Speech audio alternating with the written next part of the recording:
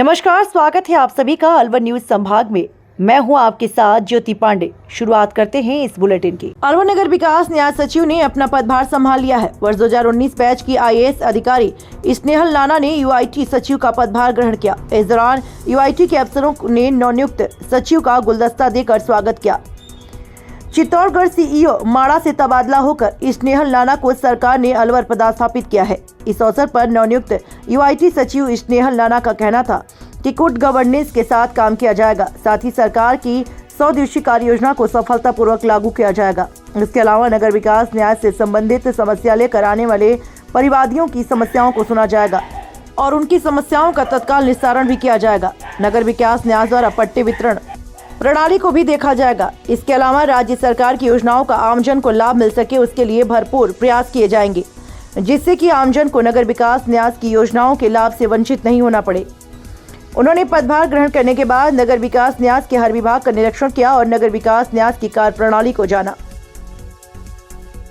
Direction से कि सबसे टाइम फोकस तो गुड गवर्नेंस पे रहेगा, जो अभी वर्तमान में चल रही है 100 डेज प्लान, उस भी कार्य योजना में जो वर्क्स है उनकी वो प्राथमिकता से मॉनिटर करते हुए जल्दी से जल्दी पूरे करने की कोशिश की जाएगी। इसके अलावा जो आम नागरिक आते हैं उनके जो भी ग्रीवेंसेस है उनका टाइमली एंड क्वालिटेटिव डिस्पोजल, इन पे फोकस रहेगा, जो कि अभी मैंने जस्ट ज्वाइन किया है और बाकी चीज़ों को देखते हुए फिर जो प्रायोरिटी है वो तय की जाएगी। UIT डेवलपमेंट से जुड़ा हुआ विभाग है, तो शहर का डेवलपमेंट UIT पर डिपेंड रहता है। हाँ जी, पिछले जो मैंने चुनाव भी थे, नहीं हो पाया था। अब क्या शहर में डेवलपमेंट का आपका रोड मैप है? तो वही एक बार मैं सी थ्रू हो जाऊंगी कि जो अभी ऑनगोइंग वर्क्स है, और इसके अलावा आपको भी ज्ञात है कि 10-12 दिन में आचार संहिता लगेगी।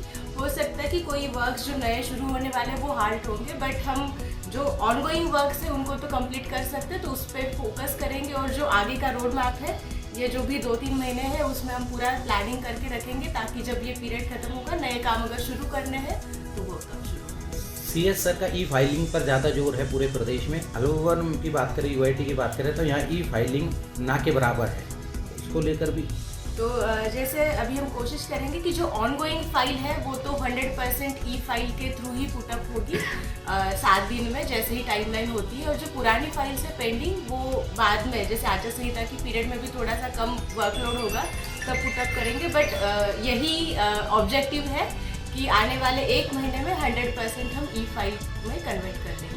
अलवर के राजगढ़ में राजस्थान राज्य विधिक सेवा प्राधिकरण जयपुर द्वारा 9 मार्च को इस वर्ष की प्रथम राष्ट्रीय लोक अदालत के सफल आयोजन हेतु जारी दिशा निर्देश अनुपालना में राजगढ़ मुख्यालय अपर जिला एवं शासन न्यायालय में राजगढ़ के अपर जिला एवं शासन न्यायाधीश पवन कुमार अग्रवाल की अध्यक्षता में प्री काउंसलिंग एवं मीटिंग का आयोजन किया गया। मीटिंग में दुर्घटना दावा अधिनियम प्रकरणों को लेकर प्री काउंसलिंग कराई गई। इस अवसर पर बीमा कंपनी के राजेंद्र कुमार चरण सिंह एवं बीमा कंपनी के अधिवक्ता मौजूद थे। प्री काउंसलिंग में 8 प्रकरणों में सहमति बनी। इसी के साथ राष्ट्रीय लोक अदालत के सफल आयोजन को लेकर विधिक जागरूकता शिविर का आयोजन कर आमजन को लोक अदालत के महत्व के बारे में बताया गया। साथ ही लोक अदालत के माध्यम से प्रकरणों के निस्तारण के निर्देश दिए गए। अलवर सदर थाना क्षेत्र के अपना घर शालीमार में रहने वाले एक सरकारी व्याख्याता ने अपने ही घर में फांसी लगाकर आत्महत्या कर ली। इस मामले की सूचना मिलते ही पुलिस मौके पर पहुंची और शव को जिला अस्पताल के मोर्चरी में रखवाया गया, जहां पर मृतक का पोस्टमार्टम करवाकर शव परिजनों को सौंप दिया। मृतक के भाई ने बताया कि मृतक प्रशांत उपाध्याय निवासी अपना घर शालीमार में रहते थे और बहादुरपुर स्कूल में सरकारी व्याख्याता थे। मृतक प्रशांत को ससुराल पक्ष और पत्नी द्वारा मानसिक प्रताड़ित किया जाता था और पत्नी भी लड़ाई झगड़ा करती थी।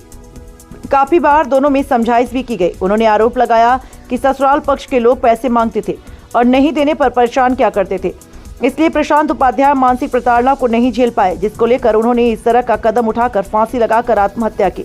मृतक के 2 बेटियां हैं। पुलिस ने मृतक का पोस्टमार्टम करवाकर शव परिजनों को सौंप दिया। पुलिस मामले की जांच कर रही है। प्रशांत उपाध्याय कहाँ के रहने वाले थे? ये अपना घर शालीमार अर्जुना बिल्डिंग 23। क्या करते थे? लेक्चरर थे। क्या कारण था? मतलब उनका कारण ये था कि ससुराल वालों की तरफ से, पत्नी की तरफ से उनको मानसिक प्रताड़ना दी जाती थी। उनके आपस में कलेश चल रहे थे, उसके ज़्यादा कलेश के कारण उन्होंने एक कदम उठाया। कितने दिनों से चल रहा था ये? हो गया 5-6 साल हो गए था। पत्नी के द्वारा? पत्नी ससुराल वाले। अच्छा, किस तरह से इनको परेशानी किया जा रहा था? कुछ भी पैसे वैसे मांगते थे, अननेसेसरी परेशान करते थे। हमारे पास आता था, फिर हम समझाए भी इसको, लेकिन वो कुछ ज़्यादा फिर परेशान करने लगे तो उसने इस तरीके का कदम उठाया। तो क्या फांसी लगाई उन्होंने? हाँ, फांसी लगाई। कहाँ पे लगाई है? अपने खुद के फ्लैट में लगाई है। अच्छा, तो पत्नी भी थी क्या? हाँ, पत्नी, अब ये तो मुझे नहीं पता क्योंकि मैं तो शाम को 7 बजे मुझे पता लगा था। बाकी पुलिस वालों ने जाकर देखा था तो इन्होंने फांसी लगा रखी थी, लेकिन गेट खुला हुआ था। पीछे से कहाँ के रहने वाले सब? पीछे से अभी तो हम यूपी के रहने वाले थे, लेकिन यहीं पे सर्विस है तो लेक्चरर के पद पे पोस्ट। बच्चे कितने हैं? 2 बेटी है इनके पास। वो छोटे। हाँ। और ये यहाँ पर काम करते थे? लेक्चरर थे बादलपुर में सरकारी गणित के। तो मतलब परेशानी के कारण उन्होंने? हाँ, मानसिक प्रताड़ना ज़्यादा झेल नहीं पाए तो कर्म नहीं करेंगे। क्या नाम है आपका? सुशांत उपाध्याय, मृतक का छोटा भाई है। भरतपुर के बयाना में राष्ट्रीय लोक अदालत कार्यक्रम के तहत आगामी 9 मार्च को बयाना में आयोजित होने वाले लोक अदालत में यहां के विभिन्न न्यायालयों में विचाराधीन मुकदमों का दोनों पक्षों की सहमति से आसान निस्तारण किया जाएगा। लोक अदालत में अपने मुकदमों के निस्तारण व लोगों को जागरूक करने के लिए आज शनिवार को बयाना में तालुका विधिक सेवा समिति के तत्वाधान में जागरूकता रैली निकाली गई, जिसका शुभारंभ अतिरिक्त जिला एवं सेशन न्यायाधीश रेखा यादव ने हरी झंडी दिखाकर किया। इस मौके पर एसीजीएम श्वेता शर्मा, न्यायिक मजिस्ट्रेट सुनीता मीणा, तहसीलदार विनोद मीणा व तालुका विधिक सेवा समिति के सचिव वंदना तनेजा सहित अन्य अधिकारी, कर्मचारी व शिक्षिकाएं एवं आंगनबाड़ी कार्यकर्ता व सहायिका भी मौजूद रहे और लोगों को लोक अदालत में अपने मुकदमों के आसान निस्तारण के लिए जागरूक किया।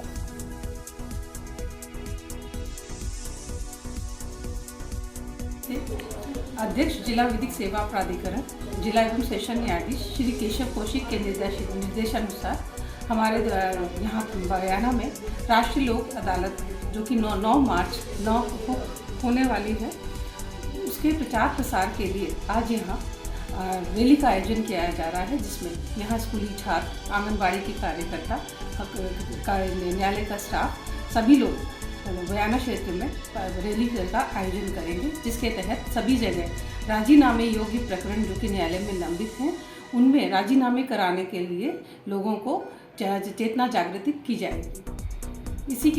इसके तहत ये भी कहना चाहूँगी सभी आमजन को कि राष्ट्रीय लोक अदालत के तहत अपने आसपास के लोगों, अपने जानकार, अपने रिश्तेदार जिनके किसी के भी अपने यहाँ राष्ट्रीय कोर्ट में केस पेंडिंग है जो कि राजीनामे योग्य है, उनको इस बारे में बताएं, अवगत कराएं, जिससे कि राजीनामे के तहत प्रेम और सौहार्द से राजीनामे से इनका निस्तारण मुकदमों का हो सके और जिससे लोगों में शांति बने रहे, प्रेम बना रहे। अलवर शहर में शिव कॉलोनी में महिलाओं ने मोबाइल टावर लगाने का विरोध किया। महिलाओं ने सड़क पर मानव श्रृंखला बनाकर रोड जाम लगा दिया। जाम लगने के चलते मार्ग अवरुद्ध हो गया, जिससे लोगों को इस रोड से आवाजाही में बड़ी परेशानियों का सामना करना पड़ा। मामले को लेकर महिलाओं ने कहा, उनके वार्ड क्षेत्र में मोबाइल टावर लगाया जा रहा है। टावर के लगने से हानिकारक रेडिएशन से उनके स्वास्थ्य पर प्रतिकूल प्रभाव पड़ेगा, जिसका मोहल्लेवासी पिछले 2 महीने से विरोध करने में लगे हुए हैं। जिला प्रशासन, पुलिस प्रशासन और जनप्रतिनिधियों तक लोगों ने अपनी समस्याओं को रखा, लेकिन किसी ने ध्यान नहीं दिया। रात में टावर लगाने का कार्य चलता है। इस दौरान बड़ी संख्या में बाहरी लोग टावर लगाने आते हैं। अगर इसका विरोध करते हैं तो वे मारपीट और झगड़े पर उतारू हो जाते हैं।